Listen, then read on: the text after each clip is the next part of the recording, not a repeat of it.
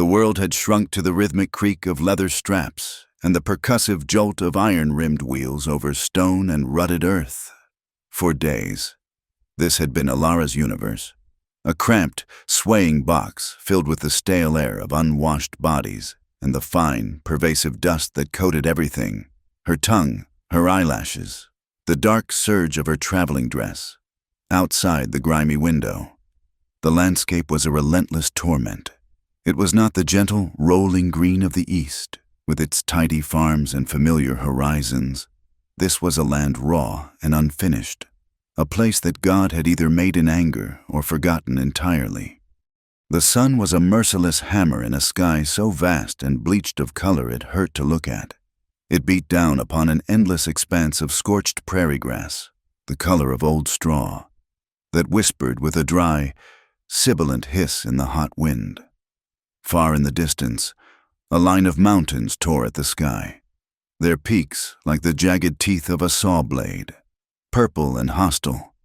There were no trees to offer comfort, no streams to promise relief, only the oppressive, crushing silence of a world that did not care if she lived or died. The silence was the worst part. It pressed in on her, amplifying the desolate hollowness that had taken root in her chest months ago.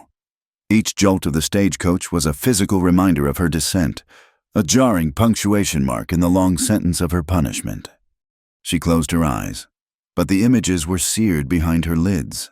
The grand, suffocating drawing room of her father's house in Philadelphia, all polished mahogany and heavy velvet curtains that blocked the sun, a place of immaculate order and zero warmth.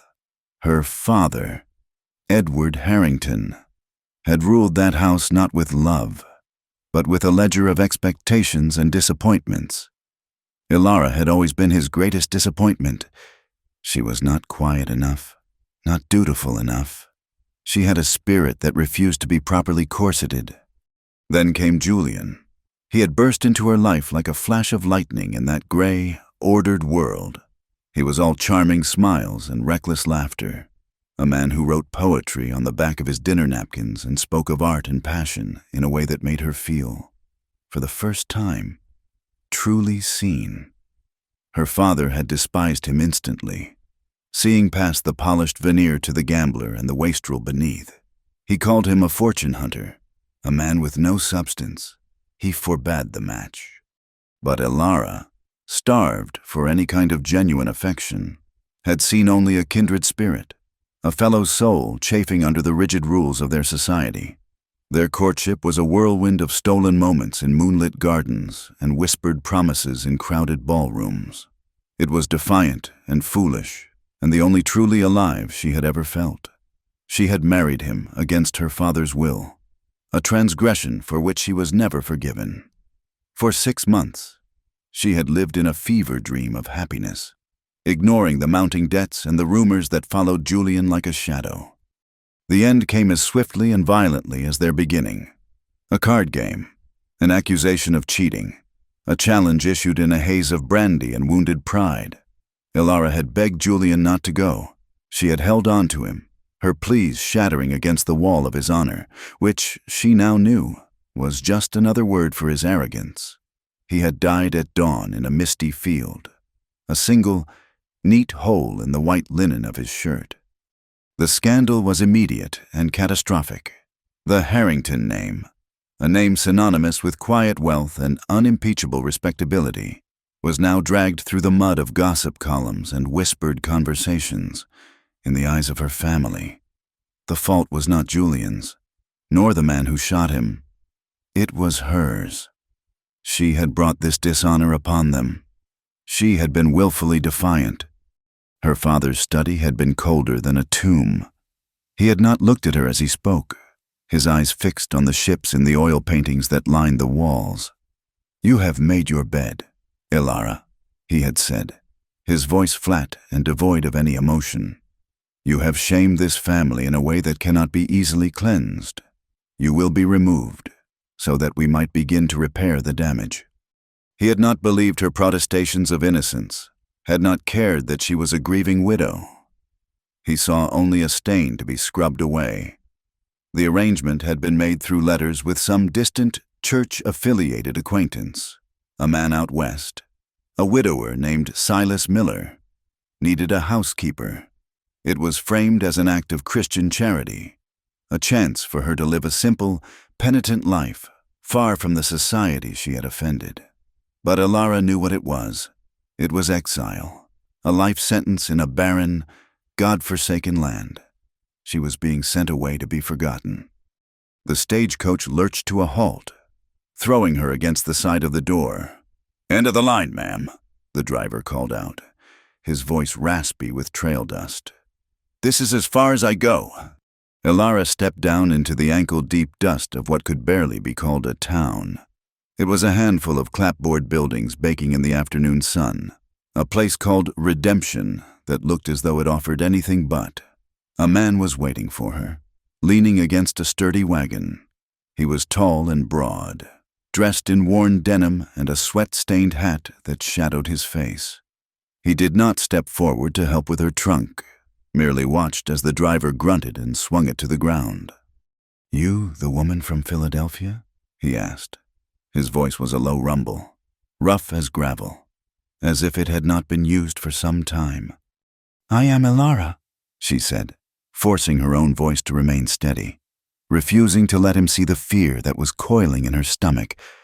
He gave a curt nod, his eyes finally meeting hers for a brief, startling moment before flicking away.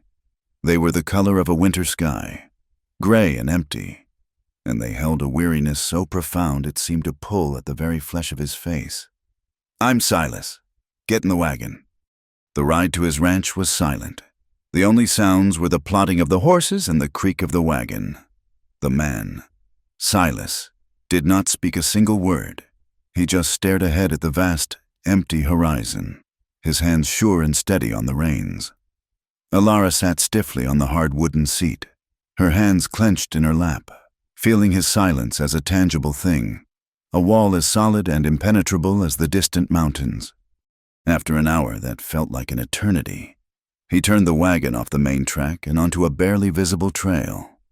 The ranch, when it came into view, was a shock to her senses. It was less a home and more a scar upon the land. A small, unpainted cabin of rough-hewn logs sat hunched against the ceaseless wind, its wood weathered to the color of bone. A sagging lean-to served as a barn, and a crooked fence enclosed a dusty corral. There was a small patch of earth near the cabin that might have once been a garden, but it was now choked with weeds. The entire place radiated an aura of profound and utter loneliness. It was not a home. It was a shelter, an extension of the harsh, unforgiving wilderness that surrounded it on all sides. It was the physical embodiment of the man who sat beside her.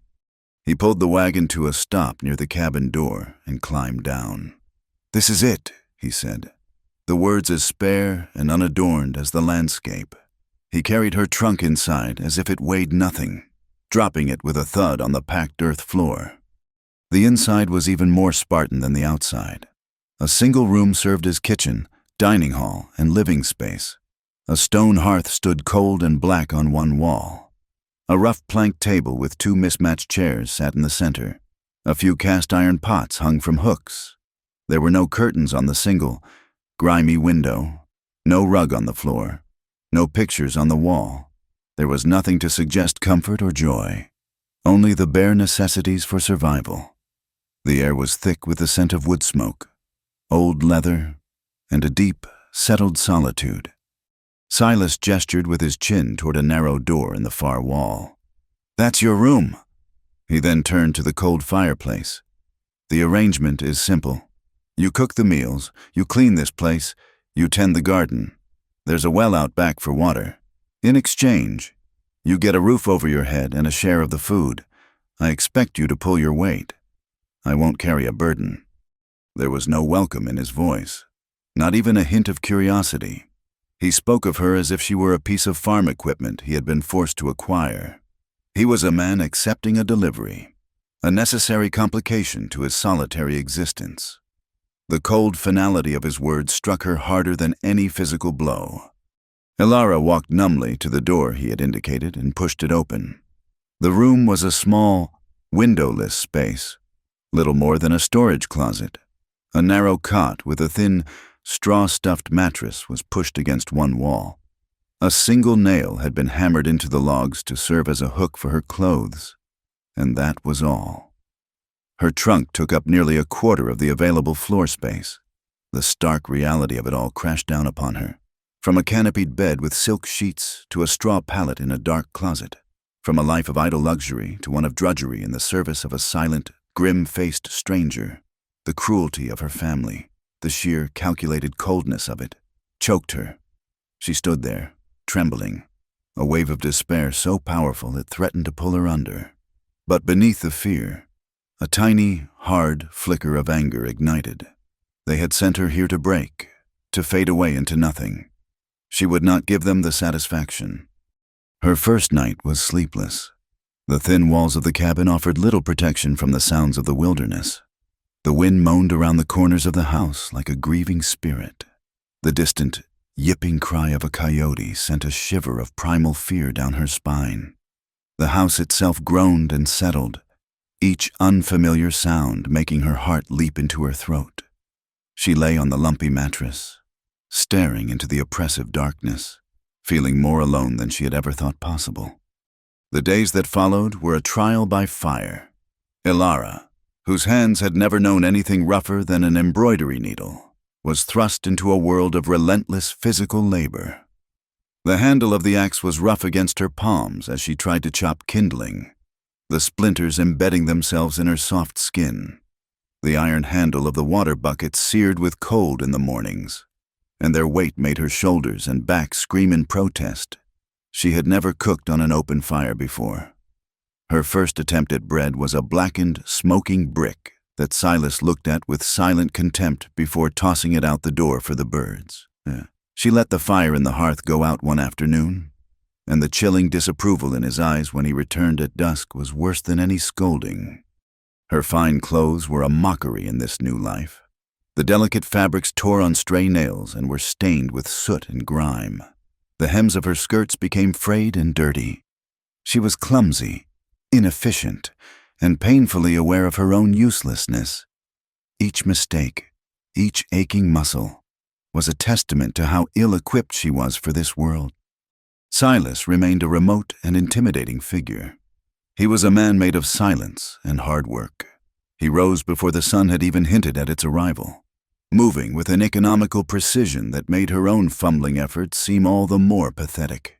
He would work until the last light had faded from the sky, mending fences, tending to his small herd of cattle, his movements a steady, relentless rhythm against the backdrop of the vast landscape.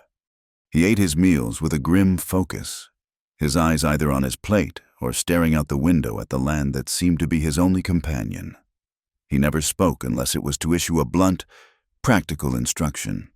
The wood is low. The water barrel is near empty. He never asked about her past or spoke of his own. Her presence in his home was a fact he tolerated, like the wind or the heat, but did not acknowledge. She felt like a ghost, a silent observer in the life of a man who was already haunted.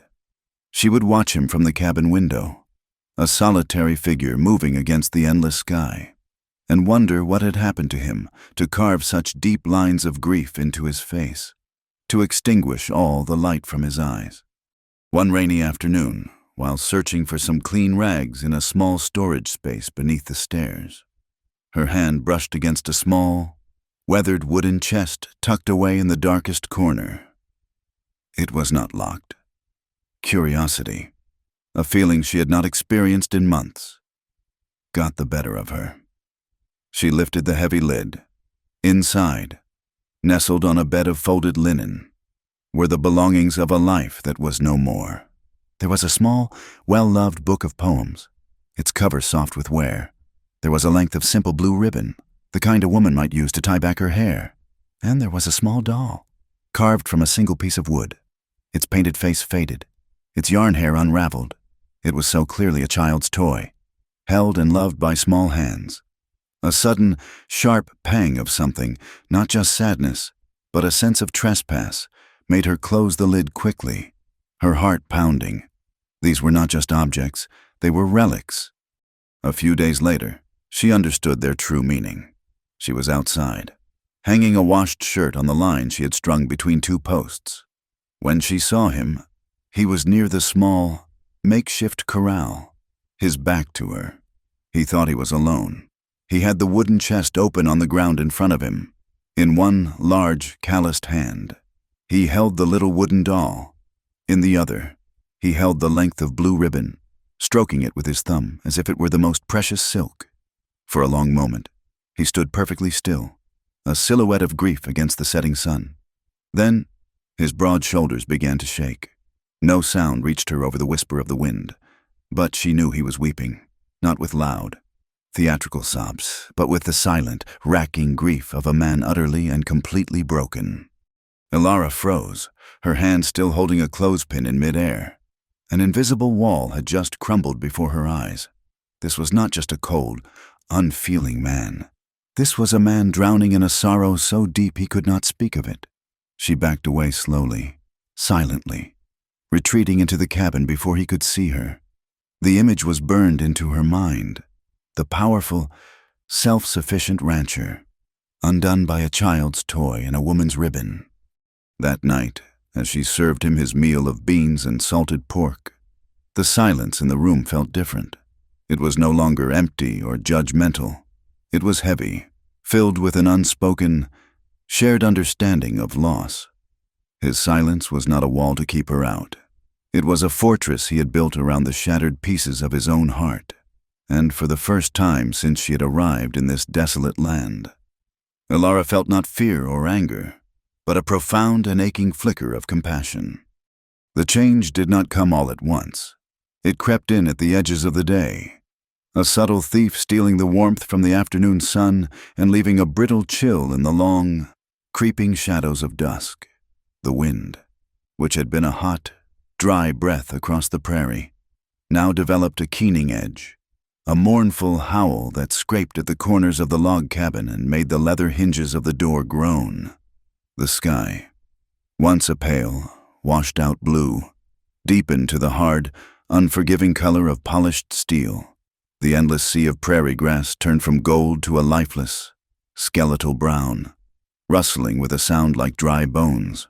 Winter was coming, not as a gentle transition, but as a declaration of war. For Elara, the shift in the season mirrored a change within herself. The initial, overwhelming wave of despair that had threatened to drown her had receded, leaving behind a hard, compacted shoreline of grim resolve. The fear was still there, a cold knot in her belly, but it was no longer paralyzing. It was a whetstone against which she was slowly, painfully sharpening a part of herself she never knew existed. Survival had become her singular focus, a purpose far more real and demanding than any she had known in her previous life. She began to learn, not through instruction, but through relentless observation. She watched the way Silas's axe fell in a clean, efficient arc, splitting logs with a single, powerful stroke. She studied the way he scanned the horizon. His eyes narrowed, reading the clouds and the behavior of the birds in a language she did not understand but was desperate to learn. She watched how he banked the fire at night, carefully arranging the coals and ash so that a warm, glowing heart remained in the morning. She noted the knots he used to secure the shutters, the way he checked the dwindling stores of flour and salt with a grim, calculating expression. He was still a man of impenetrable silence, but his actions were a textbook of survival, and she became his most diligent, unspoken student. She adapted to the rhythm of the ranch, her movements losing their initial, clumsy hesitation. Her hands, once soft and pale, were now a roadmap of her new life, calloused and crisscrossed with small cuts and blisters that had hardened into a tough, protective layer. She was no longer the fragile porcelain doll her father had shipped west. She was becoming something else, something forged in hardship and solitude. The first snowflake was a lonely, fleeting speck against the gray canvas of the sky. The next day, 1,000 more followed, and on the third day, the world outside their cabin vanished. The blizzard arrived without warning, a sudden, violent explosion of white. It was not a gentle snowfall. It was a screaming, horizontal assault. The wind shrieked like a banshee, a physical force that rattled the very logs of the cabin. Snow, as fine and sharp as sand, forced its way through every tiny crack, dusting the floor and the edges of the window frame with a frigid powder. The forced proximity within the small cabin was suffocating. The world shrank to the four walls of the single room, the space thick with a silence that was deeper and more profound than any they had yet shared. Outside, the storm raged, a constant, deafening roar. But inside, the quiet was absolute. They moved around each other like wary animals, their paths crossing in the narrow space between the table and the hearth. A careful dance of avoidance. Every small sound, the scrape of a chair, the clink of a spoon against a bowl, the rustle of Silas turning in his cot on the far side of the room, was magnified. A disruption in the tense stillness. The cold was a living entity. It seeped through the chinking in the logs, radiated from the packed earth floor, and laid its icy fingers on everything, even near the hearth, where a carefully managed fire burned. The air held a damp, penetrating chill that seemed to settle deep in their bones. For 3 days, they were prisoners. The snow piled up against the door, sealing them in. The single window was a sheet of white, blotting out the world and any sense of time. Day bled into night, marked only by the lighting of the lantern and the slow depletion of their firewood pile. The meager supplies Silas had laid in for the winter now seemed terrifyingly small. Every slice of bread, every spoonful of beans, was a reminder of their precarious existence. On the 4th night of their entombment, a new sound broke through the howling of the wind. It was a low, pained groan from the lean-to that served as the barn, a sound of animal distress that cut through the noise of the storm. Silas was on his feet in an instant, his face a mask of grim concern. He took down the heavy lantern, lit the wick, and pulled on his thickest coat. "What is it?" Alara asked, her voice sounding strange and loud in the tense quiet. "It's Gideon," he said, the name spoken with a roughness that betrayed his worry. It was his horse, a powerful roan, his only means of transport, his partner in the lonely work of the ranch. He unbarred the door, and with a great heave of his shoulder, forced it open against the crushing weight of the snowdrift. A wall of white and a blast of Arctic air invaded the cabin. He disappeared into the swirling chaos, the lantern small, brave light swallowed by the storm. Alara waited, her heart pounding. She could hear the wind tearing at the flimsy structure of the lean-to. Minutes stretched into an hour. The cold from the open doorway was unbearable. Finally, unable to simply stand by, she pulled her own worn shawl tighter, took a deep breath of the freezing air, and plunged out into the maelstrom, following the trench he had carved in the snow. The scene in the barn was one of quiet, desperate struggle. Gideon was down in his stall, his great body slick with sweat despite the killing cold. His sides heaved with labored breaths, and a low, rattling sound came from his chest.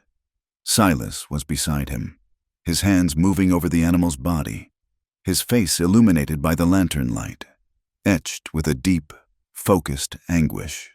This was not just a piece of livestock. This was one of the last living things in the world that he cared about. And it was dying.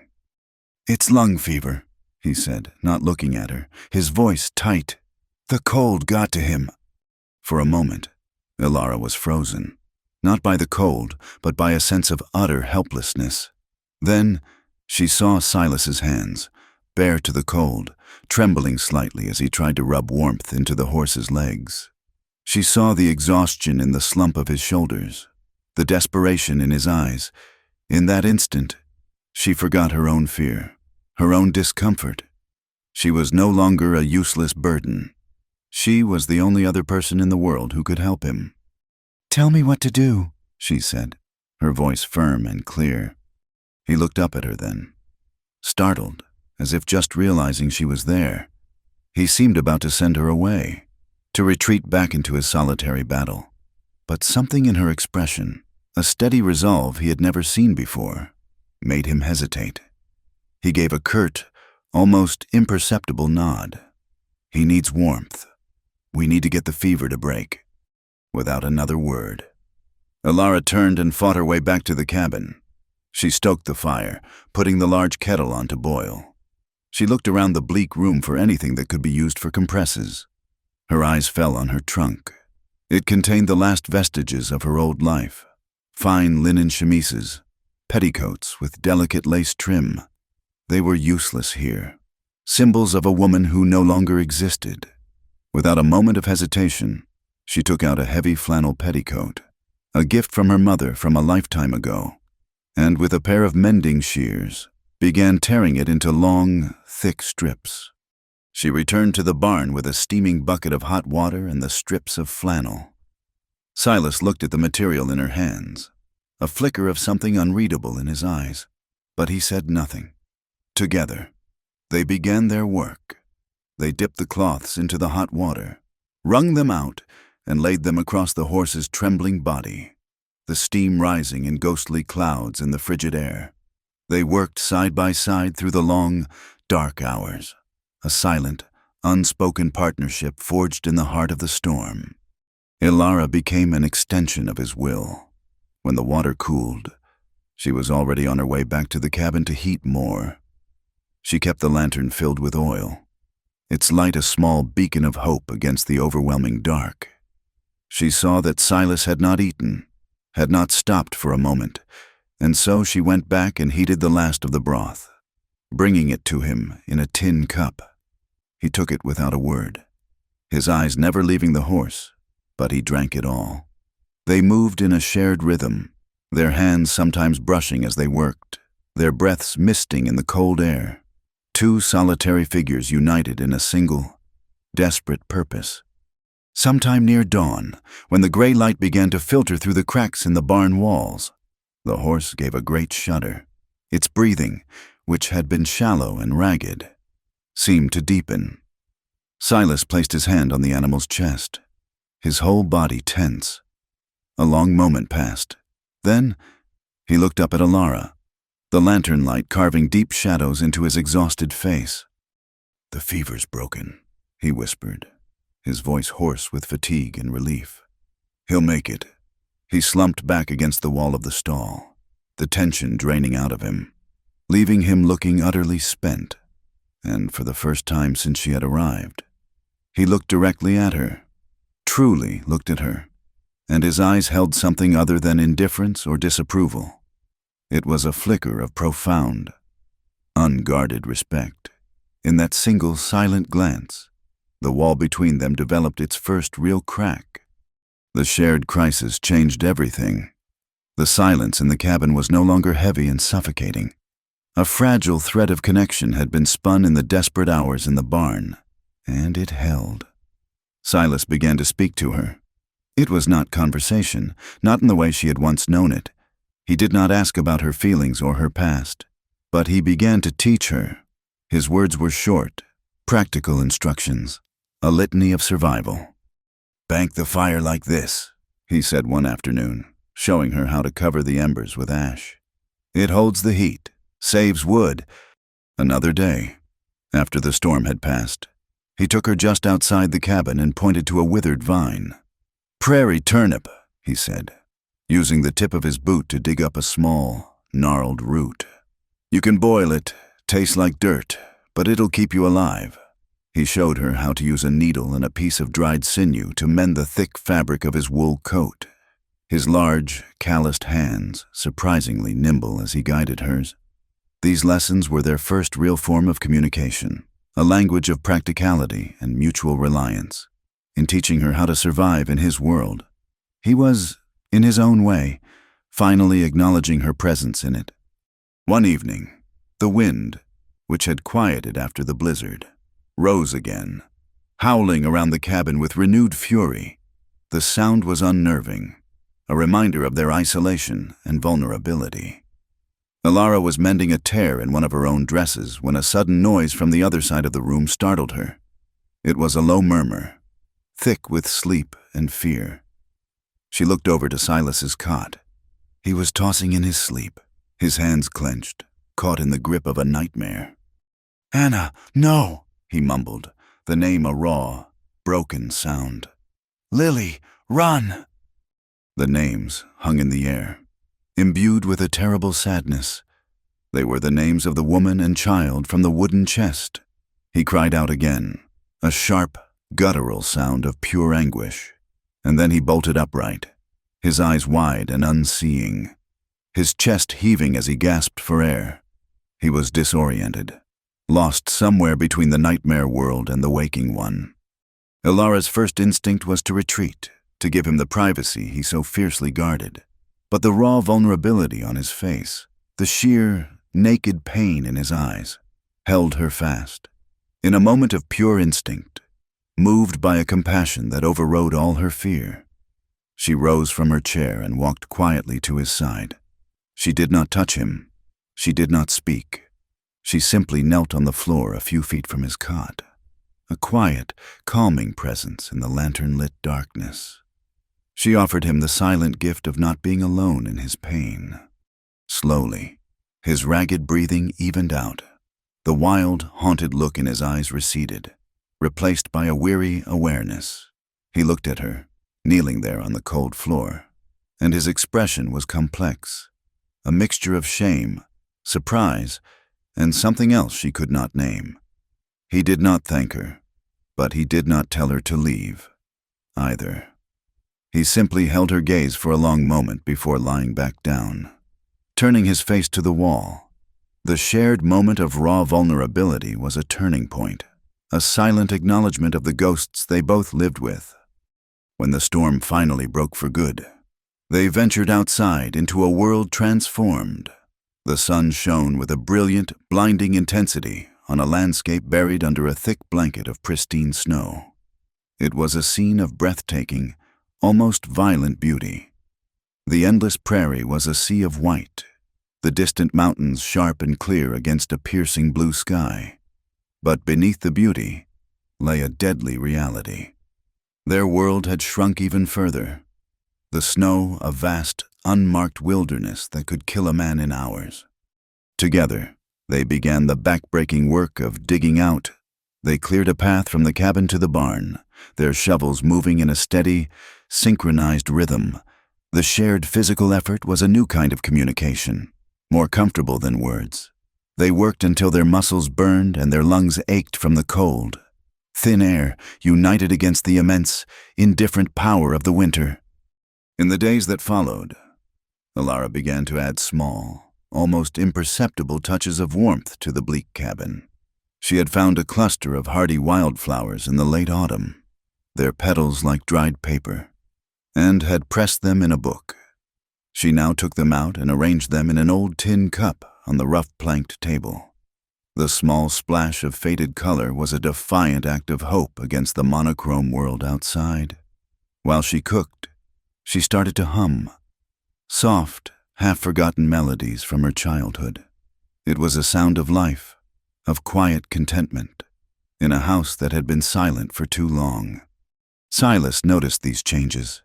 She would see his eyes linger for a moment on the tin cup of flowers, or his hands would still in their work when she began to hum. He said nothing. He never acknowledged the changes directly, but a subtle shift occurred in his routine. He stopped leaving the cabin so quickly after their evening meal. Instead, he would linger by the fire, staring into the flames, for a few moments longer each night. It was a small thing, but it was significant. It was an admission that her presence was no longer something to be merely endured. A fragile, unspoken truce settled between them. It was not friendship, not yet. It was something quieter, more fundamental. It was a recognition of their shared humanity in the face of the overwhelming, crushing isolation of the world outside their door. They were two survivors, two wounded souls who had found, in the heart of a brutal winter, a small, shared space to weather the storm. Spring did not arrive with a gentle announcement. It came in a rush of chaotic, messy life, a great and muddy thawing of the world. The snow, which had held the land in a silent, white grip for months, began to recede. shrinking away from the cabin walls and pulling back from the edges of the creek. The sound of running water was everywhere, a constant, cheerful gurgle that replaced the mournful howl of the winter wind. The air lost its sharp, biting edge, softening with the rich, fecund scent of damp earth awakening from its long sleep. Patches of green, so vibrant they almost hurt the eyes, appeared on the south-facing slopes, and the skeletal branches of the cottonwood trees down by the water began to swell with the promise of new leaves. Life on the ranch settled into a new rhythm, one dictated by the lengthening days and the demands of the season. They worked from sunrise to sunset, but now they worked as a team. The harshness of the land had not diminished, but their solitude had. Silas no longer moved as a singular, isolated figure against the vast landscape. Ilara was there, a steady presence at his side. He would mend the sections of fence that had collapsed under the weight of the snow, and she would follow behind, her hands now strong and capable, gathering the strayed cattle. He taught her how to plant the small garden, showing her how to press the seeds into the newly turned soil, his large hands surprisingly gentle as he demonstrated the proper depth. The silence between them transformed. It was no longer a tense, brittle thing, filled with unspoken judgment and uncertainty. It became a comfortable, companionable quiet, the easy silence of two people who have grown accustomed to each other's presence. They could work for hours without speaking, their movements synchronized, understanding each other's needs from a simple gesture or a glance. The small cabin, once a cage, now felt like a sanctuary, a small pocket of shared existence carved out of the immense, indifferent wilderness. The oppressive loneliness that had once threatened to consume Ilara had been replaced by something else, something she was almost afraid to name. It felt, impossibly, like peace. Their conversations, once limited to the barest of practicalities, began to deepen in the quiet evenings.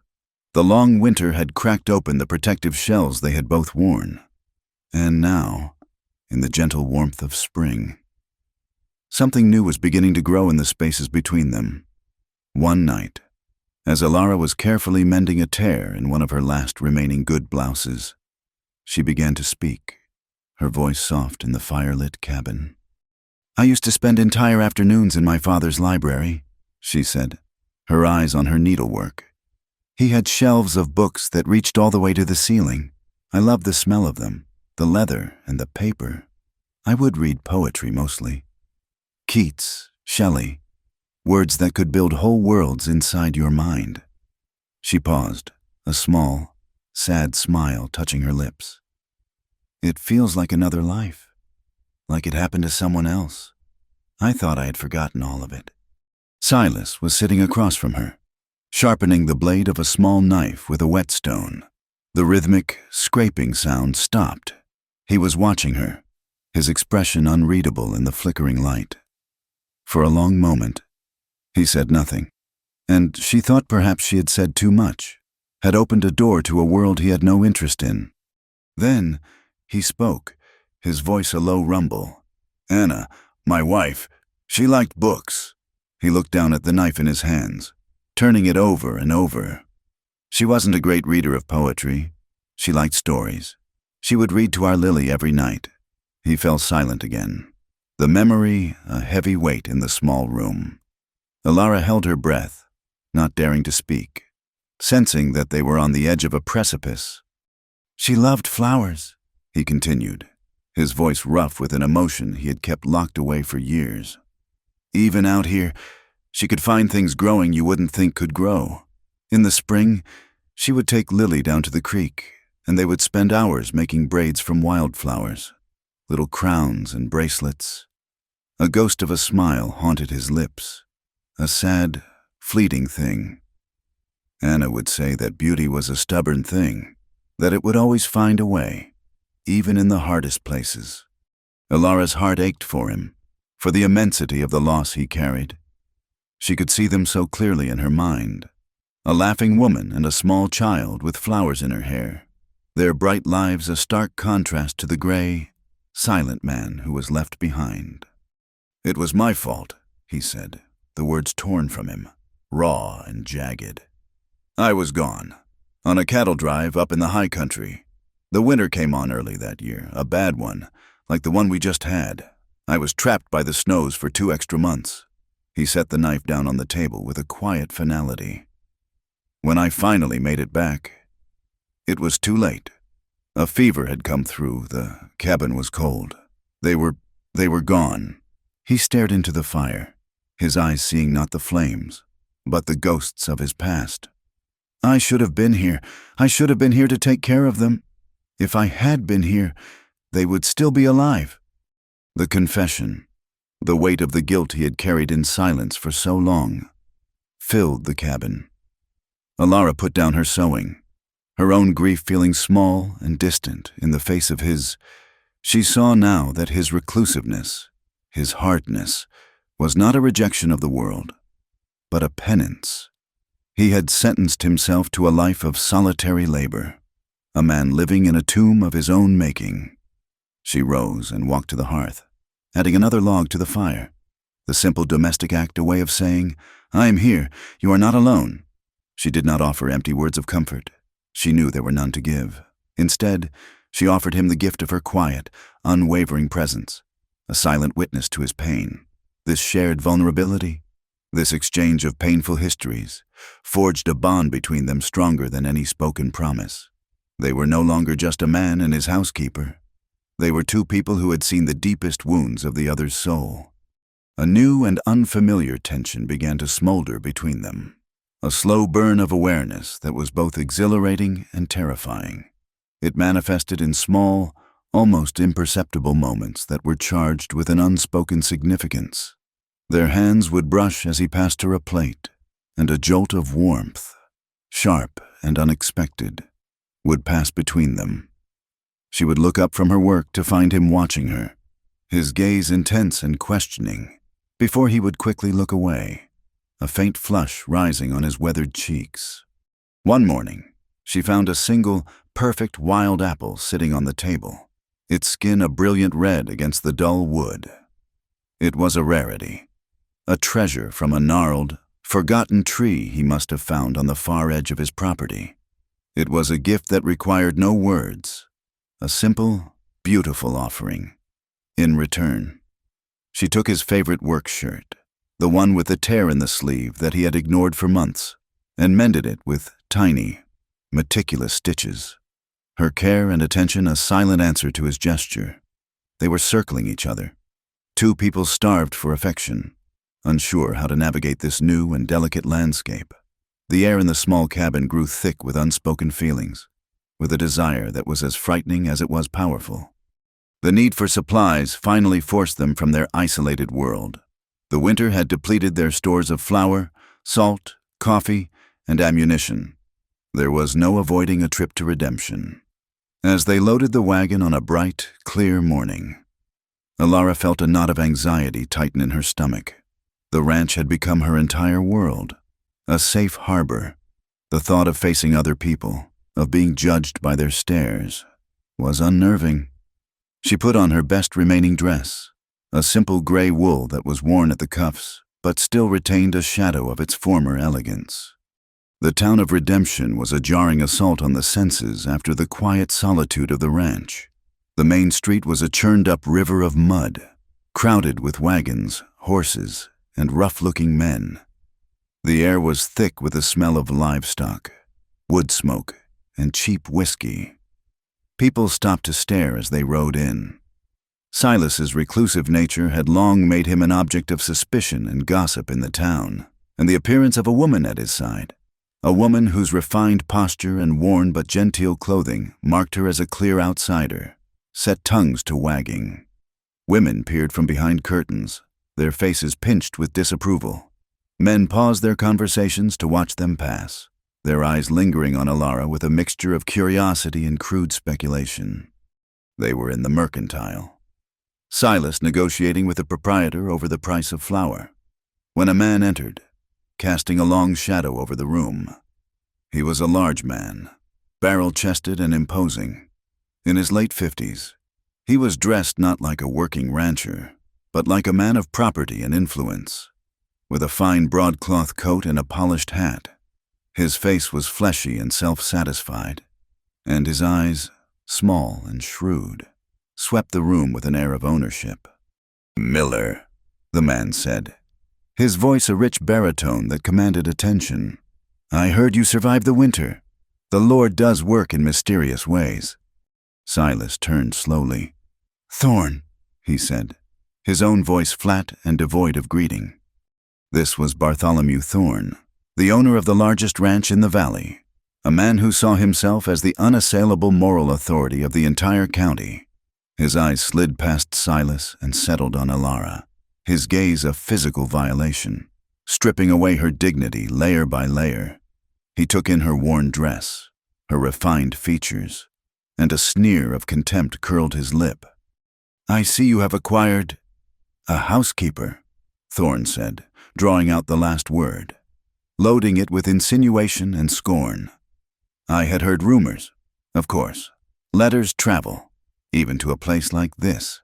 A woman of a certain reputation, sent from the east to trouble our decent community." Alara felt the blood drain from her face. Her family. They had not been content to simply exile her. They had poisoned the very ground she was meant to walk on, sending their vicious whispers ahead of her like an advance guard. Thorn took a step closer, his focus entirely on Silas now. A man in your position, a grieving widower, should be careful of the company he keeps.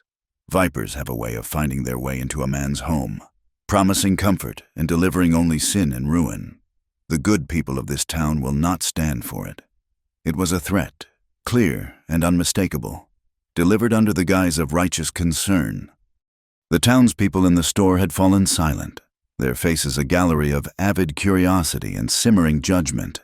They were watching a drama unfold, eager for the scandal. Silas did not raise his voice. He did not move a muscle, but a cold, dangerous stillness settled over him. He stepped slightly, placing himself between Thorn and Alara, a subtle, protective gesture that was as powerful as a thrown punch.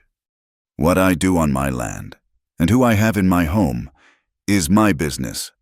Thorn," he said, his voice low and steady, but with an undercurrent of deadly force that made the air crackle. "Not yours, and not the town's." Thorn chuckled, a condescending, humorless sound. "We shall see, Miller, we shall see." He gave Alara one last, lingering look of pure venom, then turned and strode out of the store, leaving a toxic silence in his wake. The ride back to the ranch was a long, tense journey through a world that had suddenly grown hostile. The beauty of the spring landscape seemed a mockery now, tainted by the ugliness of the confrontation. The prejudice they had faced in town did not drive a wedge between them. Instead, it fused them together, hardening their unspoken bond into a solid, defiant alliance. They were no longer just two people living in a cabin. They were a fortress of two, with the rest of the world on the outside. They unloaded the supplies in silence, the unspoken tension stretching between them until it was a tangible thing. That night, after a meal that neither of them touched, they sat by the fire, the events of the day hanging heavy in the air. "Thank you," Alara said softly, breaking the quiet, "for what you did in the store." Silas looked up from the fire, his gray eyes meeting hers. They were not empty now. They were filled with a fierce, protective light that made her breath catch in her throat. "He had no right," he said, his voice rough. "He had no right to speak to you that way." He stood up and walked over to her, stopping just a foot away. The small space between them was electric, charged with all the feelings they had held back for months. Slowly, as if moving against a great current, he raised his hand, his calloused, work-roughened fingers that knew only the feel of leather reins and axe handles. Gently, tentatively, tucked a stray strand of hair behind her ear. The touch was a brand. It was a shock of heat against her skin, a lightning strike that traveled through every nerve in her body. It was more intimate, more profound than any kiss she had ever known. She looked up into his face, so close to hers now, and saw in his eyes a raw, desperate longing that mirrored her own. For a breathless, eternal moment, the world stopped. There was only the crackle of the fire, the scent of wood smoke, and the overwhelming, undeniable truth of what was happening between them. Then, as if startled by the sheer intensity of the feeling they had unleashed, they both pulled back at the same time. Silas dropped his hand and took a step away, his expression shaken. Ilara's heart was hammering against her ribs. A wild bird trapped in a cage. They had touched, and in that touch, a line had been crossed. There was no going back. The unspoken truth now hung in the air between them, shimmering and dangerous and full of a terrifying, beautiful promise. The aftermath of their visit to redemption was not a sudden explosion, but a slow, creeping poison that seeped into the foundations of their solitary life. Bartholomew Thorne was a man who wielded his influence like a club, and he began to swing it with a deliberate, suffocating force. Silas's usual supply order from the mercantile, the one he had placed on credit to be picked up in a month's time, was mysteriously delayed. The proprietor, a man Silas had traded with for years, was suddenly evasive, mumbling about difficulties with the freight lines, his eyes refusing to meet Silas's gaze. The message was clear. Silas Miller's credit and his standing were no longer good in redemption. The poison spread through whispers. Thorne's venomous insinuations about Ilara took root in the fertile soil of the town's rigid piety and simmering boredom. She was painted as a Jezebel from the east, a fallen woman who had bewitched the poor, grieving widower, and brought a curse upon his land. People who had once offered Silas a civil nod now turned their backs when he rode past. On a rare trip to a neighboring ranch to buy a sack of seed potatoes, the farmer's wife, a woman who had once shared a cup of coffee with him, met him at the door and told him curtly they had none to spare, all while a pile of them were clearly visible in a basket on her porch. They were being systematically excised from the community, cut off and left to wither. The vast, empty landscape that had once been a lonely comfort now felt like a cage, its walls built of the town's prejudice. The isolation only served to strengthen the bond between them. In the cabin, they were safe from the judging eyes and poisonous whispers. They were a nation of two, and the hostility of the outside world only made their small territory more sacred. But Thorne was not a man to be satisfied with social ostracism. His cruelty required a more tangible expression. The attack, when it came, was quiet and insidious. It was Ilara who noticed it first, the cheerful, gurgling sound of the creek that ran through their property. The lifeblood of the small ranch had dwindled to a sluggish trickle. By the next morning, it was gone entirely, leaving behind a damp, muddy scar on the land. Silas walked the creek bed upstream, his face a thunderous mask. He returned hours later, his boots caked in mud, his jaw set like granite. "He's damned it," he said, his voice a low, dangerous growl. "Thorne's land is upstream from here. He's built a dam, cut off the water completely." It was a devastating blow, an act of calculated malice designed to choke the life from their ranch. The small herd of cattle, their only real asset, now had no water. The garden, which Ilara had tended with such care, would wither and die. For a moment, the sheer, relentless injustice of it all threatened to overwhelm them. But Silas did not break. His anger hardened into a grim, unyielding resolve. There was a small, year-round spring on the far side of his property, 2 miles away through rough, rocky terrain. It was their only hope, and so began a period of grueling, back-breaking labor that pushed him to the very edge of his endurance. Every day, from before dawn until after dusk, he hitched the wagon and hauled 2 large barrels of water from the spring back to the ranch.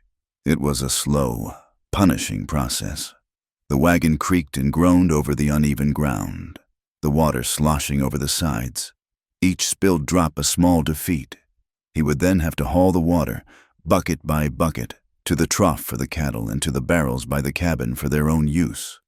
Ilara watched him, her heart aching with a mixture of fury and a fierce, protective love. He grew leaner, the muscles in his back and shoulders standing out in sharp relief under his worn shirt. The lines of grief on his face were etched deeper by exhaustion. He spoke even less than usual, saving his breath and his strength for the relentless work. She helped in every way she could. She took over all the other chores, mending the fences, tending to the animals, ensuring he had a hot meal waiting for him when he returned, his body trembling with fatigue. She would walk out to meet him on his last trip of the day, carrying a dipper of cool water for him to drink, her presence a silent statement of support. Her own resolve hardened. The woman who had once struggled to carry 2 buckets from the well now worked with a tireless determination, her anger at Thorn a hot, motivating fire in her belly. This was her home now, her life, and she would not let that man destroy it. The physical and emotional strain of their shared struggle stripped away the last of their reservations. They were no longer a man and a woman circling each other with cautious uncertainty. They were partners, soldiers in a silent war, their lives completely intertwined. One evening, Silas returned later than usual. A wheel on the wagon had broken, and he had been forced to spend hours fixing it. Alara saw him stumble as he unhitched the horse, his movements clumsy with exhaustion.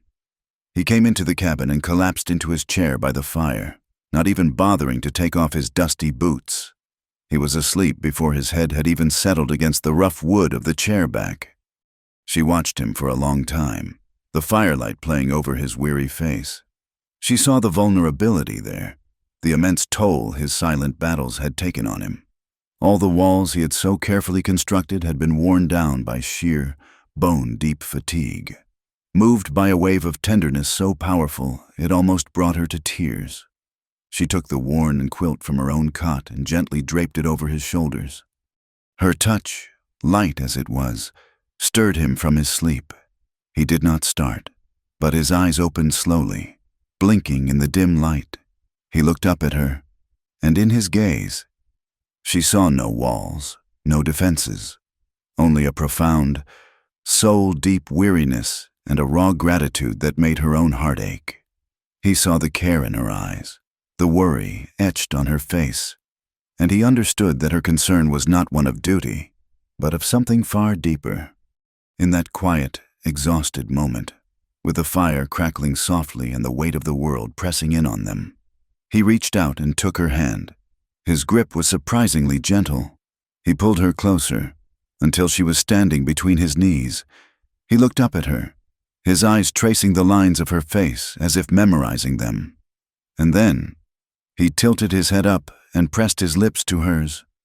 It was not a kiss of frantic passion or of desperate, pent-up desire. It was a kiss of deep, heartbreaking tenderness. It was slow and soft, a culmination of every unspoken word, every shared hardship, every silent glance across the small cabin. It tasted of trail dust and exhaustion and a desperate, fragile hope. It was a promise of sanctuary, a moment of pure, unadulterated peace in the midst of their struggle. When he pulled away, he kept his hands on her waist, and she rested her hands on his shoulders. They stayed like that for a long time, simply breathing together in the quiet, fire-lit room. 2 solitary souls who had finally, truly found each other. Their newfound peace was a fragile thing, a single candle burning in a gathering storm. Bartholomew Thorn was not a man to be ignored. Silas's quiet defiance, his refusal to be broken, was an affront to Thorn's authority. The whispers and rumors had not been enough to drive the fallen woman away. The damming of the creek had not been enough to starve them out. In Thorn's twisted, self-righteous mind, a more direct and forceful action was now required. He was not just a bully. He was a crusader, convinced he was acting in the name of justice, purging his community of a moral stain. He gathered a few like-minded men from his own ranch, men whose loyalty was bought with wages and whose morality was malleable. He spoke to them of righteousness, of protecting their families from corruption. His words a holy gloss on a dark and ugly purpose. Under the cover of a moonless night, they rode out, their faces grim in the darkness, their hearts filled with the cold fire of mob justice. Their intent was simple: to terrorize Ilara, to burn out the blight she represented, and to drive her from the valley for good. Silas and Ilara were asleep, exhausted from another grueling day. The first sign of trouble was not a sound, but a smell, the sharp, acrid scent of smoke, unnatural in the clean night air. It was followed almost immediately by a frantic, terrified whinny from the barn. Silas was awake in an instant, every sense on high alert. He was out of his cot and at the door in a single movement, Ilara right behind him, her heart seized with a sudden, cold dread. He threw open the door, and the world outside was bathed in a terrifying, flickering orange light. The barn was an inferno. Flames, brilliant and hungry, licked up the dry timber walls, roaring into the night sky. Sparks and burning embers shot upwards, a shower of malevolent stars against the blackness. The sound was a living thing, a deafening roar mixed with the sharp crack of burning wood, and the terrified, high-pitched screams of the animals trapped inside. Gideon, their 2 milk cows, the handful of chickens, their entire livelihood was being consumed by the fire. "No," Silas breathed, the word a strangled sound of disbelief and horror. For a moment, he stood frozen, his face a mask of utter devastation. Then, his paralysis broke, replaced by a desperate, instinctual need to save them. "Stay here," he yelled to Ilara, his voice barely audible over the roar of the flames. Before she could protest, he was gone, sprinting toward the burning structure. "Silas!" she screamed, her voice swallowed by the inferno. She watched in horror as he disappeared into the wide, gaping maw of the barn doorway, a black silhouette against the raging fire. She started to follow, but a wave of heat, so intense it was like a physical blow, drove her back, singeing her hair and scorching her lungs. Inside, the heat and smoke were a suffocating, blinding hell. Silas could see Gideon, his eyes wide with terror, kicking at the walls of his stall. The cows were bellowing in panic. He fought his way through the choking smoke, his only thought to get the stall doors open, to give them a chance. He reached Gideon's stall, his hands fumbling with the hot metal latch as he finally wrenched it free. A deafening crack echoed above him. He looked up to see one of the main roof beams, wreathed in flame, beginning to give way. He shoved the horse out of the stall, slapping its rump to send it careening out into the night. But he was a second too late to save himself. The beam came down with a thunderous crash, pinning him to the ground. A white-hot, searing pain shot through his left leg. He cried out, the sound lost in the roar of the fire. He was trapped, the immense weight of the timber crushing his leg, the smoke stealing the air from his lungs, the flames closing in around him. Outside, Ilara saw the horse gallop madly out of the barn, its mane smoking. But Silas did not follow. "Silas!" she shrieked, her voice raw with terror. There was no answer. A new, more terrible sound filled the air, the groan of the barn's main structure beginning to collapse. He was still in there. Without a moment's hesitation, without a single thought for her own safety, she acted. Her love for him, a force more powerful than any fear, took over. She ran to the water trough, grabbed a heavy horse blanket that was folded nearby, and plunged it into the icy water. It came up heavy and sodden, wrapping it around her head and shoulders as a shield. She took a deep breath of the clean night air and ran straight into the inferno. The heat was unimaginable, a physical presence that tried to cook the very flesh on her bones. The smoke was a thick, black poison that clawed at her throat and made her eyes stream. She could barely see, but she pushed forward, screaming his name. "Silas!" She found him, a crumpled shape on the ground, pinned by the massive burning beam. He was conscious, his face pale and slick with sweat, his breath coming in ragged, choking gasps. "Ilara, get out!" he rasped, his voice barely a whisper. "Not without you," she yelled back, her voice filled with a ferocity she never knew she possessed. She looked at the beam, an impossible weight, but she saw a long, sturdy piece of fallen timber nearby. An idea, born of pure desperation, flashed in her mind. With adrenaline-fueled strength, she dragged the timber over, wedging one end under the main beam. As close to his leg as she dared, she found a block of wood to use as a fulcrum. It was a simple lever, a principle she had read about in books a lifetime ago. "Push when I lift!" she screamed at him. She put her entire weight, her entire will, onto the end of the timber. The beam groaned, resisting, for a heart-stopping second. Nothing happened. Then, with a scream of pure effort torn from her throat, it lifted, just an inch. But it was enough. Silas, using his arms and his good leg, shoved himself backward, dragging his crushed leg free with a cry of agony. At that exact moment, the roof above them gave way with a sound like the end of the world. A shower of fire and collapsing timber rained down where he had been just a second before. Alara grabbed the front of his shirt and dragged him, half-conscious and moaning in pain, out of the burning barn and into the night. They collapsed on the ground a safe distance away, gasping for air, their lungs raw, their bodies trembling with shock and adrenaline. They watched as the roof of the barn caved in completely, sending a great geyser of flames and sparks into the sky. The structure that had represented their livelihood, their fragile hope for the future, was gone. Silas was badly injured, and they had lost everything. But in that moment of absolute devastation, as the terrible, beautiful fire lit up their exhausted, soot-stained faces, they were not defeated. Alara tore a long strip from the hem of her own dress, the gray wool she had worn with such anxiety, and began to gently, carefully wrap his bleeding leg. They had saved each other. His loyalty had been tested when he defied a town for her, and hers had been proven when she ran into the fire for him. They had nothing left but the scorched earth and each other, and in that moment, it was enough.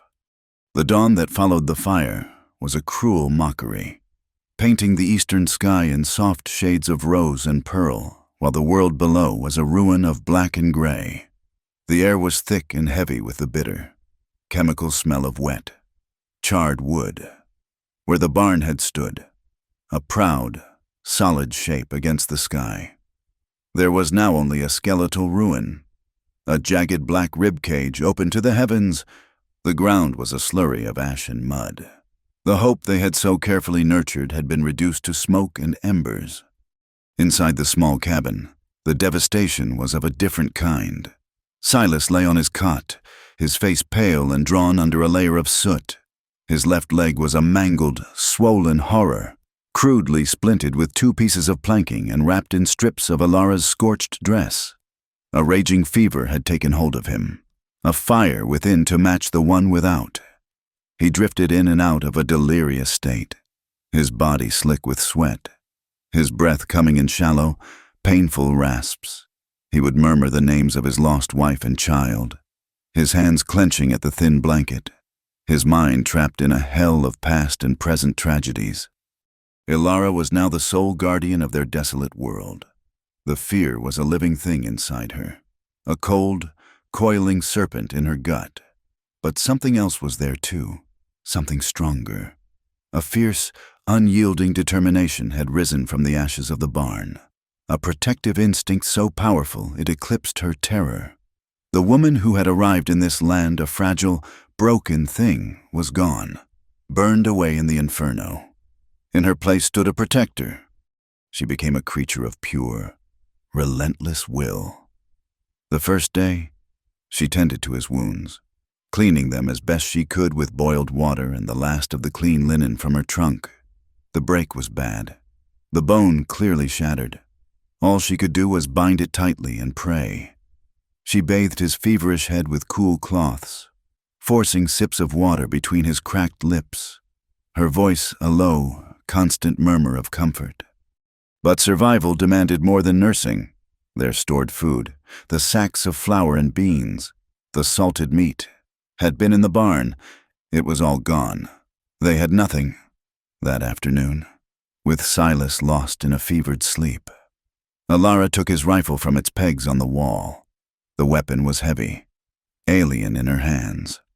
She remembered his lessons, the way he had stood behind her, his voice a low rumble in her ear as he showed her how to sight down the barrel. Her hands trembled, but she loaded a cartridge into the chamber, the click of the mechanism sounding unnervously loud in the quiet cabin. She did not go far, just to the edge of the clearing, where she stood guard, her eyes scanning the empty horizon, every shadow a potential threat. She was no longer a victim of the wilderness. She was its warden. The next day, she remembered him pointing out the supple branches of a willow tree down by the half-dry creek. He had told her they could be used to make snares. With his hunting knife, she cut several long, thin branches. Her fingers, unaccustomed to such work, were clumsy as she tried to replicate the simple loop and trigger mechanism he had described. Her first few attempts were pathetic failures, but she did not stop. She worked until her fingers were raw, her frustration a hot lump in her throat. Finally, she fashioned a snare that looked right. She set it on a rabbit trail she had seen near a thicket of sagebrush, baiting it with one of the few precious carrots that had survived in her small garden. That evening, when she checked it, a small rabbit was caught in the loop.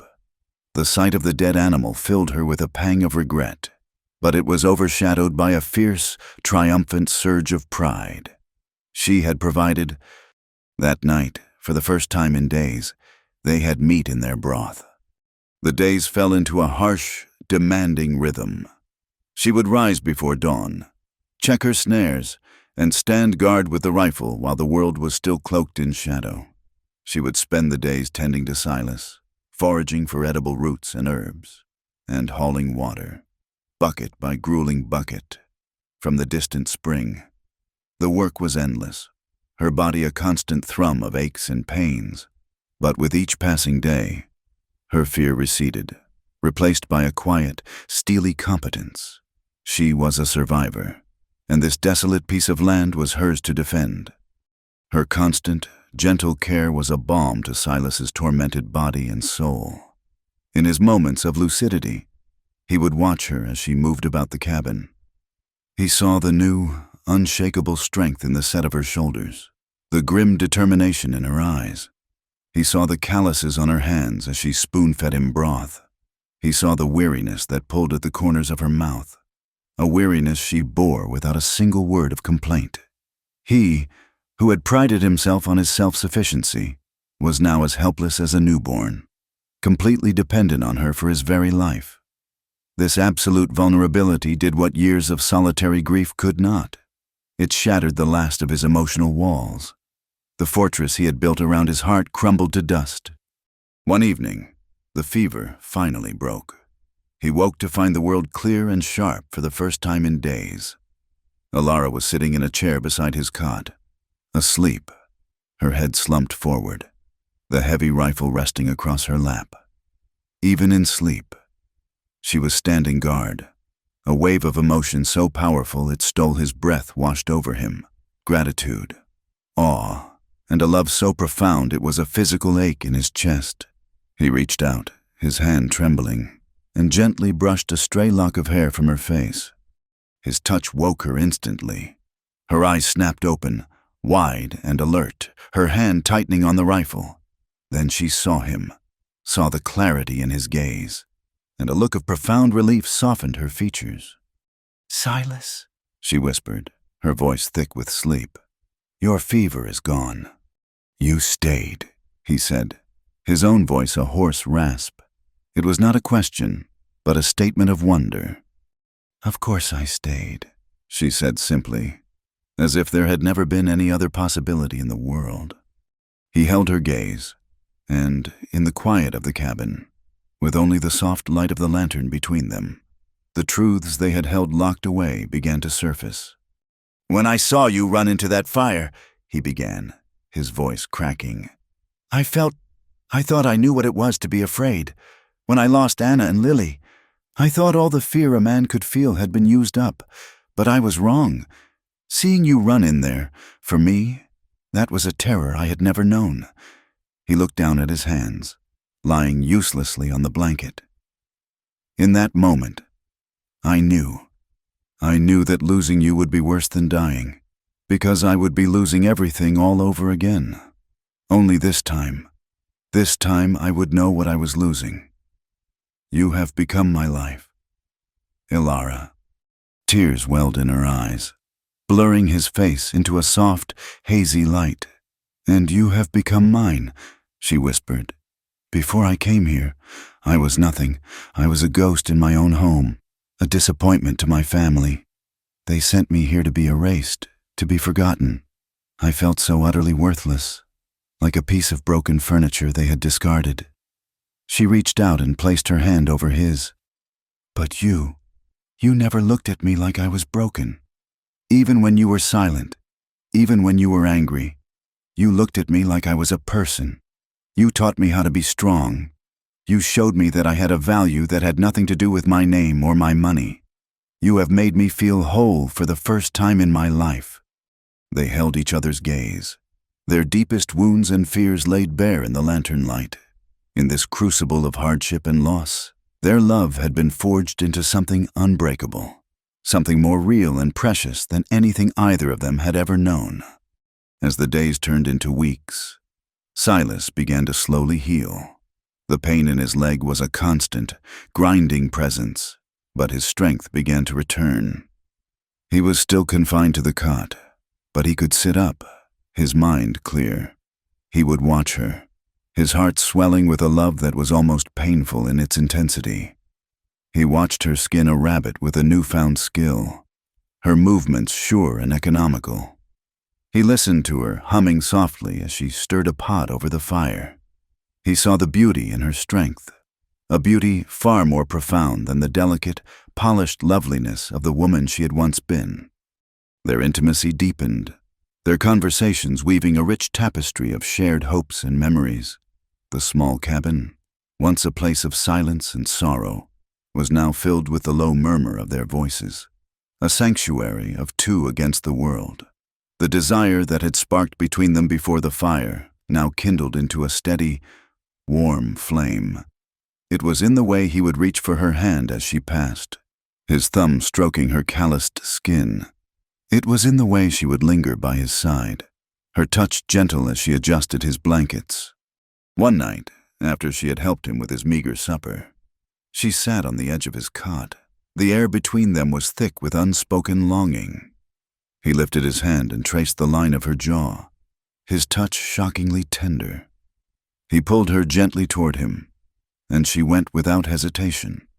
Their lips met, and this time, it was not a kiss of desperate tenderness, but a deep, knowing affirmation of everything they had become to each other. That night, in the small, quiet cabin, surrounded by the ruins of their life, their love was consummated. It was not a frantic, passionate act, but a slow, deliberate claiming of one another. It was a declaration of life in the face of destruction, an act of profound hope in the midst of despair. In each other's arms, they found not an escape, but a sanctuary. They had lost everything they owned, but in that moment, they knew with absolute certainty that they had found their life's greatest treasure. A few days later, a glimmer of hope appeared on the horizon in the form of a lone rider. Ilara, standing guard outside the cabin, raised the rifle, her heart pounding, her mind flashing back to the night of the fire. But as the rider drew closer, she saw it was not a threat. It was an older man with a graying beard and kind, weary eyes, riding in a doctor's buggy. He pulled up and raised a hand in a gesture of peace. "Mrs. Miller," he called out. "My name is Dr. Adams. I'm the physician from Redemption. I heard there was some trouble out here." Ilara lowered the rifle, her relief so profound her knees felt weak. She led him inside, where he looked from the smoldering ruins of the barn to the pale, injured man on the cot. He examined Silas's leg with practiced, gentle hands, his expression grim. "This is a bad break, son," he said, his voice soft but direct. "But you are lucky. The woman here has kept it clean. She saved your leg, and likely your life.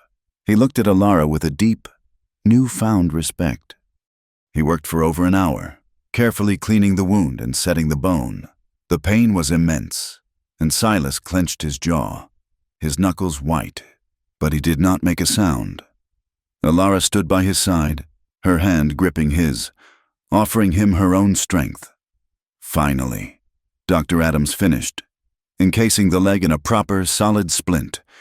He left them with a bottle of laudanum for the pain and a tin of antiseptic salve.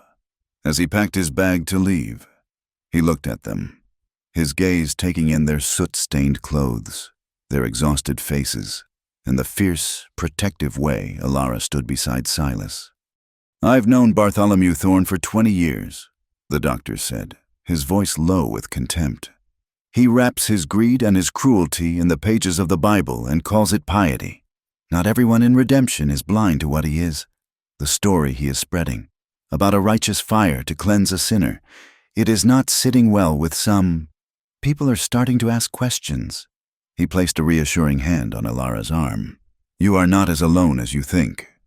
With a final nod, he left, his visit a small crack of light in their overwhelming darkness. That night, as the laudanum gave Silas some respite from the pain, a new energy sparked between them. It was the energy of defiance. "He thought he could destroy us," Silas said, his voice quiet but filled with a core of steel. "He thought he could burn us out, scare us off." He looked at Alara, his eyes blazing with a fierce love. "But he did not understand. Our home is not a building. It is this. It is us." He reached for her hand. "We are not leaving," he said. It was not a question. It was a statement of fact. "No," she agreed, her own voice steady. "We are not." The next afternoon, he asked her to help him outside. Leaning on her shoulder, he hobbled the few feet from the cabin door to a patch of clear, sun-baked earth. Using a stick, his hands sure and steady despite his pain, he began to draw in the dirt. He drew a simple square. "The new barn," he said. "Smaller, but stronger. We will build it with stone from the creek bed at the foundation. It will not burn so easily." He sketched out stalls for the animals, a loft for the hay. He looked up at her, his face alight with the act of creation, of looking forward. Alara knelt beside him, and with her own finger, she drew a small square next to his drawing. "And a bigger garden," she said, a smile touching her lips for the first time in weeks. "With a fence to keep the rabbits out." They sat there for a long time, under the vast, empty sky. Two survivors sketching their future in the dirt.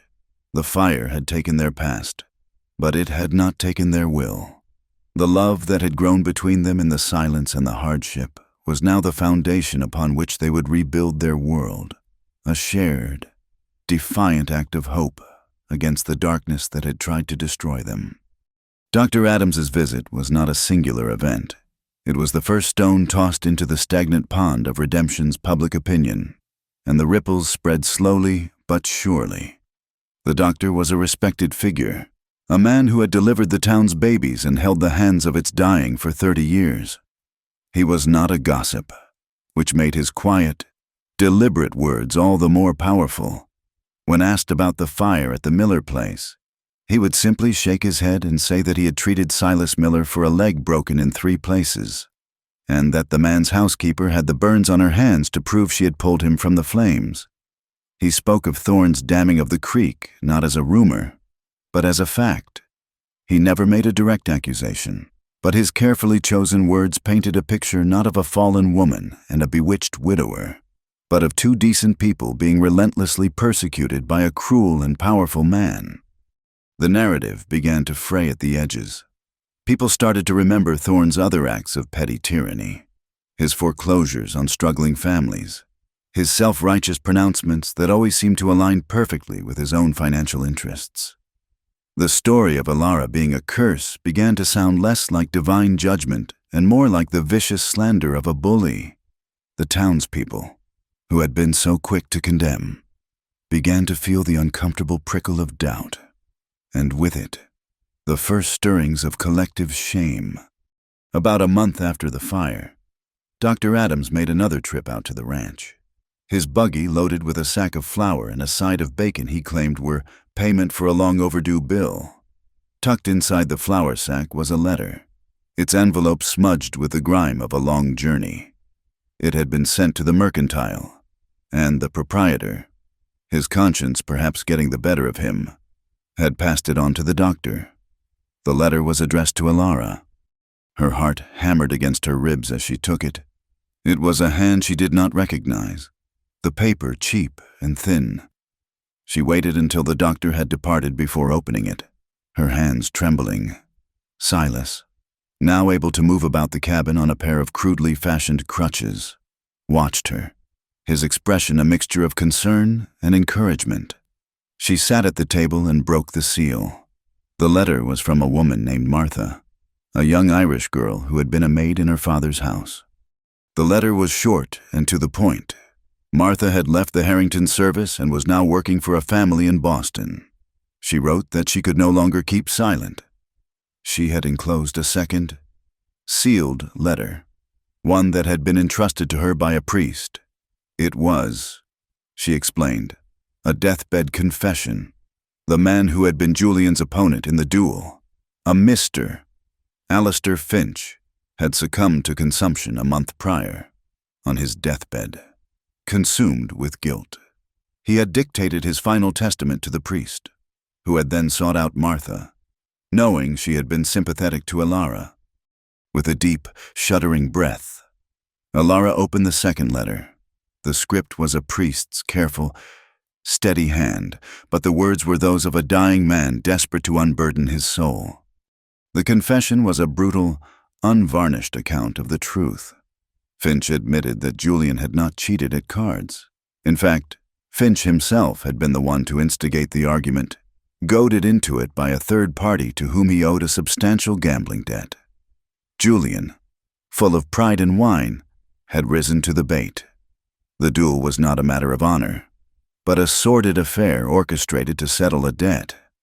Most damningly, Finch confessed that, after the duel, Alara's father, Edward Harrington, had been made aware of the full truth. He had been told that his son-in-law was, in this specific instance, the wronged party, but the scandal had already taken hold. To admit the truth would be to reveal the unsavory financial dealings that Julian had been involved in, further staining the family name. And so, a simpler, cleaner narrative had been chosen. The reckless husband and his defiant, scandalous wife.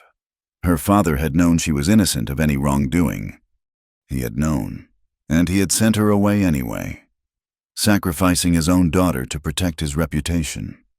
Alara read the letter aloud, her voice starting as a whisper and growing stronger with each word, each sentence a hammer blow against the lies that had defined her life. When she finished, a profound silence filled the cabin.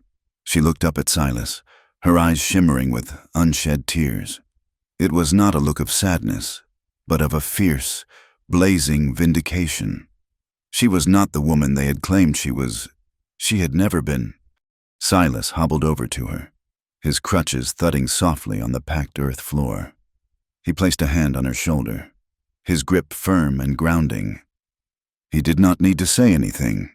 In his eyes, she saw everything she needed, his unwavering belief, his quiet fury on her behalf, and his deep, abiding love. "Thorne picked a fight with the wrong people," he said, his voice a low, steady rumble. "What do we do?" she asked, though she already knew the answer. The fight was not over. It had just begun. The following Sunday, they rode into town.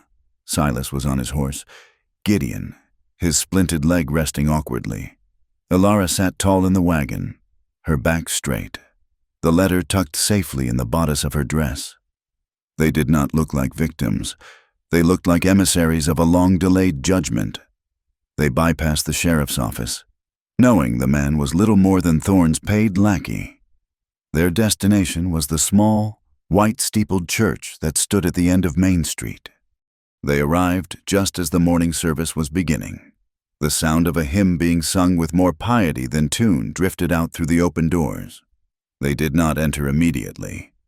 They waited, Silas dismounting with a pained grunt, until the hymn had finished and the preacher had begun his sermon. Then, together, they walked through the doorway and down the central aisle. A collective gasp went through the congregation.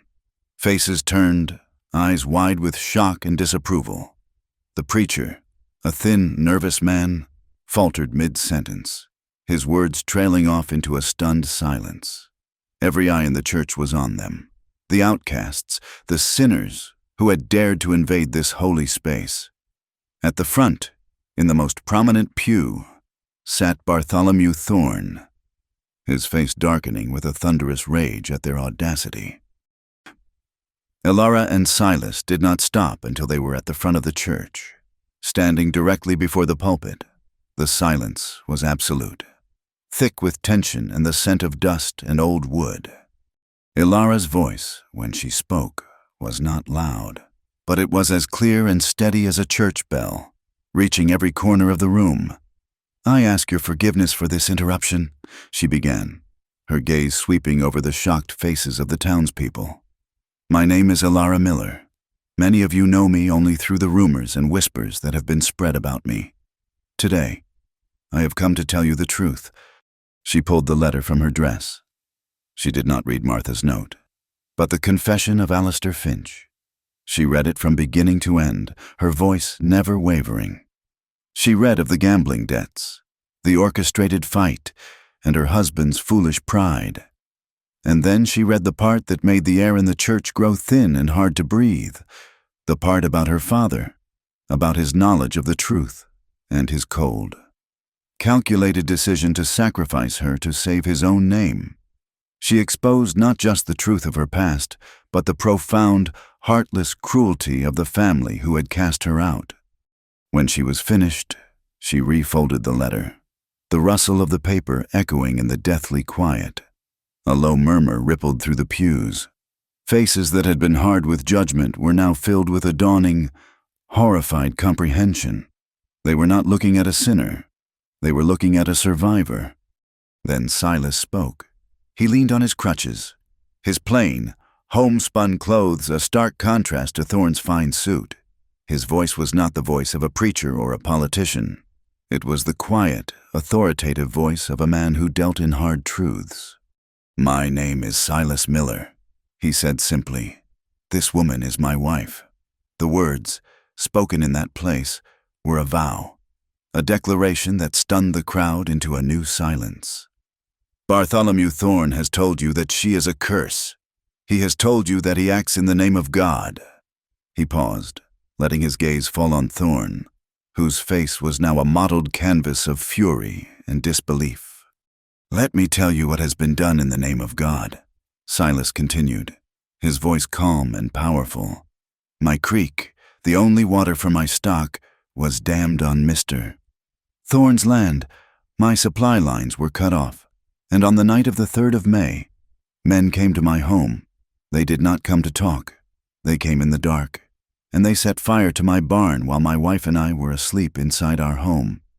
A collective gasp, louder this time, swept through the congregation. "They burned everything. Our food, our tools, our future. I went into the fire to save my animals. A beam fell, and I was trapped. I was going to die in that fire." He looked at Elara, and his voice, for the first time, softened, filled with an emotion that was more powerful than any sermon. This woman, this curse, that Mr. Thorne was so determined to drive away. She ran into that burning barn. She shielded herself with a wet blanket, and she saved my life. He reached into a canvas bag that had been slung over his shoulder. "When we were sifting through the ashes of our home, my wife found this." He pulled out a heavy object and held it up for all to see. It was a branding iron, its head forged into a distinctive shape, a Bar T. Thorne's brand. It was dropped by one of the men who set the fire. It was found in the wreckage of the life they tried to take from us. The sight of the branding iron was the final, undeniable piece of evidence. It was proof, cold and hard and irrefutable. The murmurs in the crowd grew into a low, angry growl. All eyes turned to Bartholomew Thorne. His self-righteous mask had been shattered, and what lay beneath was ugly and exposed. He tried to stand, to bluster, to deny, but the faces of his neighbors, the people over whom he had held such power, were now a wall of contempt. His authority, built on a foundation of fear and hypocrisy, evaporated in an instant. The town sheriff, a man named Cowboy, who had always been firmly in Thorne's pocket, now looked from the branding iron to the angry faces of the townspeople and made a swift political calculation. He rose from his pew, his face pale, and walked to the front of the church. He did not look at Ilara or Silas. He looked at his employer. "Bartholomew," he said, his voice strained. "You and your men will have to come with me." Justice, hard won and bitterly fought for, had finally come to redemption. Ilara and Silas did not stay to watch Thorne's arrest. They turned and walked, side by side, back down the aisle and out into the bright sunlight. They returned to their ranch not in a mood of triumph, but in a state of quiet, exhausted peace. The war was over. In the days that followed, something remarkable happened.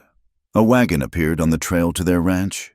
It was their neighbor, the farmer who had refused to sell Silas potatoes. He did not say much.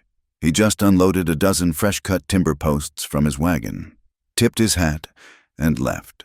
The next day, 2 more men appeared, their hammers hanging from their belts. They brought with them sacks of nails and expressions of deep, unspoken shame. They began to help Silas clear the wreckage of the old barn.